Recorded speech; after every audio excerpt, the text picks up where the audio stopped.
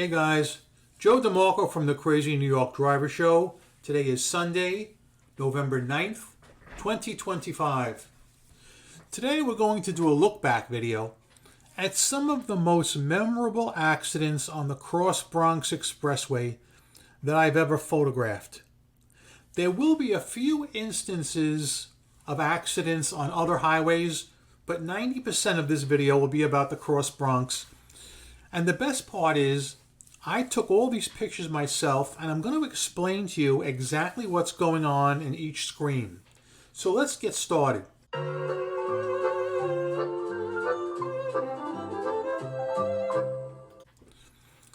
This particular incident happened early on a Sunday morning in 1993. I was driving westbound on the Bronx, which is right over here. Now you can see right here is my green 1980 Cadillac.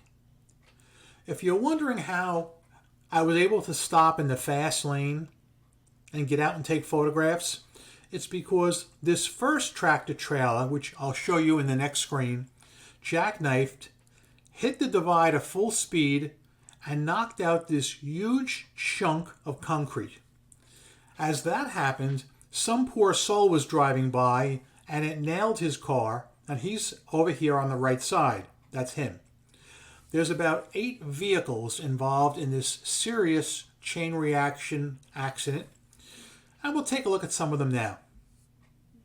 This is the tractor trailer that was number 1 in the lead that actually hit the concrete divider. You can see that his axle is even twisted right here.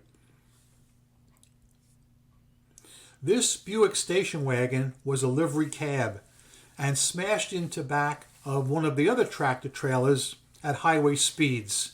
And you can see how that Buick folded right up. These used to be very popular livery cabs in the Bronx, New York back in the day. Moving on to another location, also on 95, this is a little bit north. This is up just before Tremont Avenue. The traffic facing us, facing the camera here, is heading northbound toward Tremont Avenue. And what happened is this was a Sunday, late morning, early afternoon, and this Werner over-the-road trucker lost control, blasted the divider full speed, and then blasted the side of the road, as I will show you in the next screen. Look at that. Good old cab over Werner. You don't get to see those anymore. But he gave it a healthy shot. And there is the result. I don't think they were going to fix that Freightliner anytime soon. But of course he had to be towed from the scene. Really did a number on that rig. This is something quite interesting. I took these pictures in December 1985. I was heading southbound on the New England Thruway, just past Country Club Road, and as I'm approaching it, I could see plumes of black smoke wafting up. As you can see, there's a chain reaction accident, and a Ford Granada was rear-ended, and the gas tank caught fire. Fords, some of them, were known for catching fire when rear-ended, such as the Ford Pinto. So I rolled up onto the scene, and this is what I saw. Here you can see it's really cooking, really getting into it, and still it burns. Highway 1 has arrived on the scene, and they're taking charge, and you can see there's also one fire truck over here already on the scene.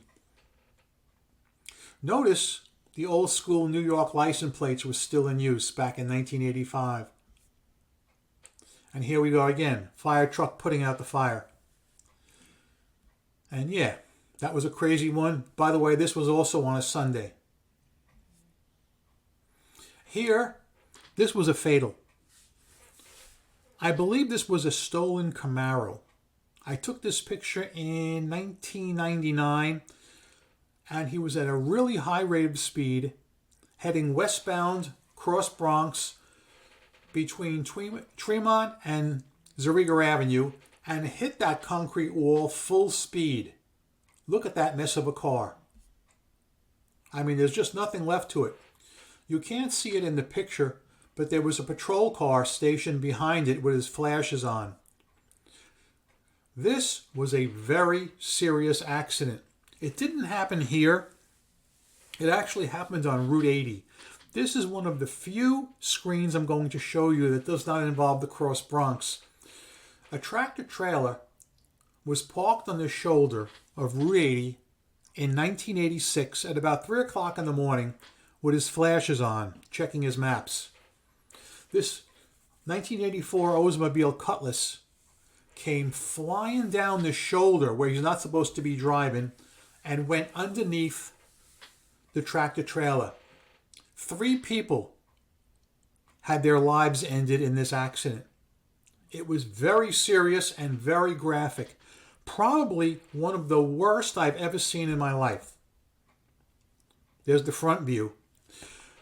I also have some really close-up pictures of what the back looked like, but I cannot in good conscience show you them here on this video, and I think you'll understand why. This was a fatal accident that occurred in the year 1988, and it was southbound on 95 in the area of Bartow Avenue. And what happened was, let me show you. See this Plymouth Volare on the left-hand shoulder? This car had been sitting there abandoned all week. I don't know if it ran out of gas or it broke down, but it was in the left-hand shoulder. All week it sat there. On a particular Sunday in 1988, I was all the way over the other side of the Bronx, over by the Triborough Bridge, and I came over the radio about a serious accident in this spot, and that the highway was closed due to a fatal investigation. So I headed over as quickly as traffic would allow to take pictures and find out what was going on. And basically what happened is this. As I said, the Volare had been sitting there all week. To the right side, you can see a Highway 1 auxiliary cop car.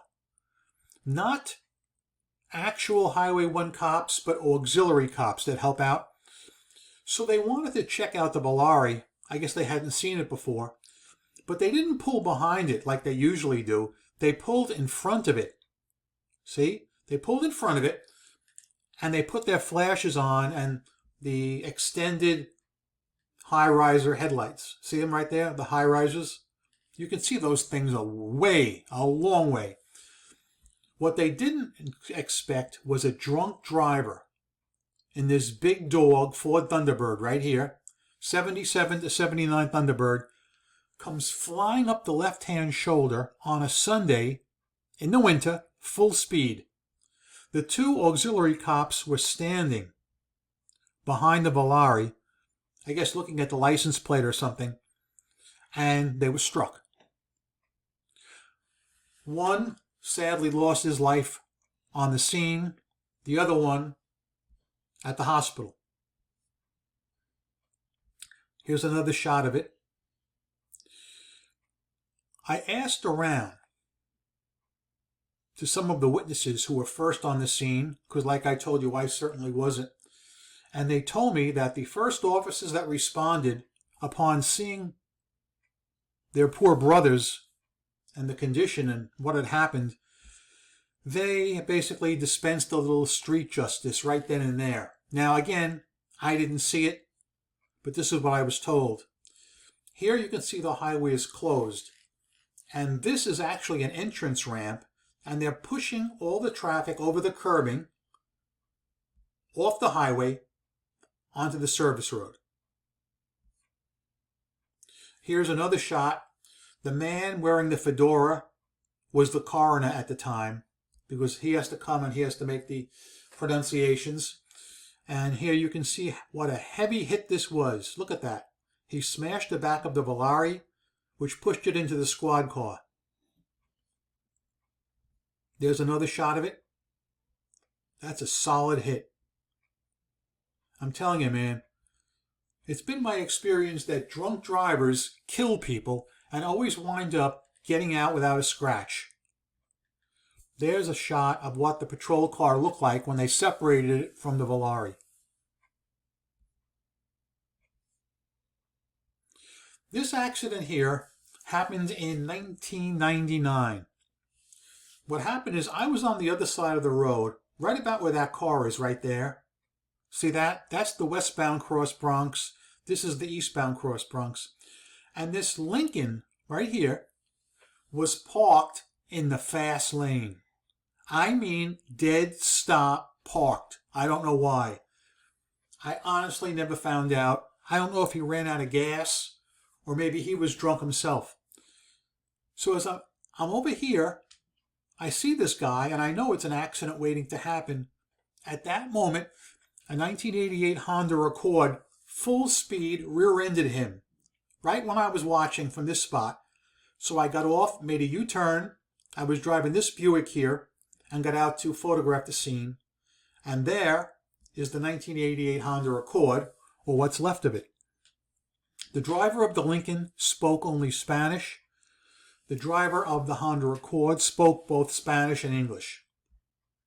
I was unable to get an actual answer as to why that Lincoln stopped in the fast lane.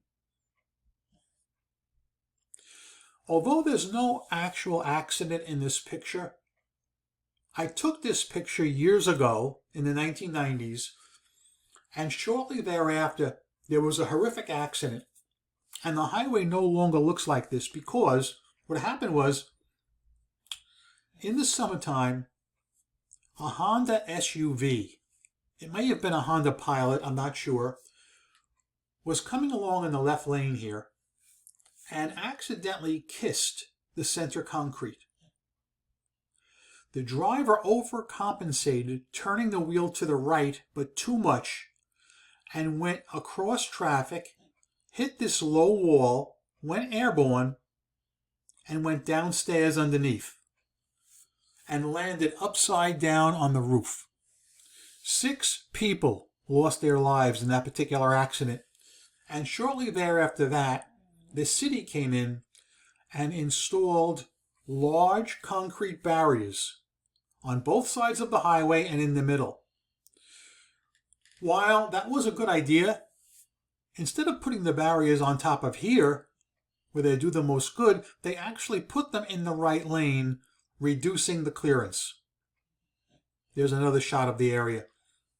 I don't have pictures of the way it looks today, but I guess you guys can imagine.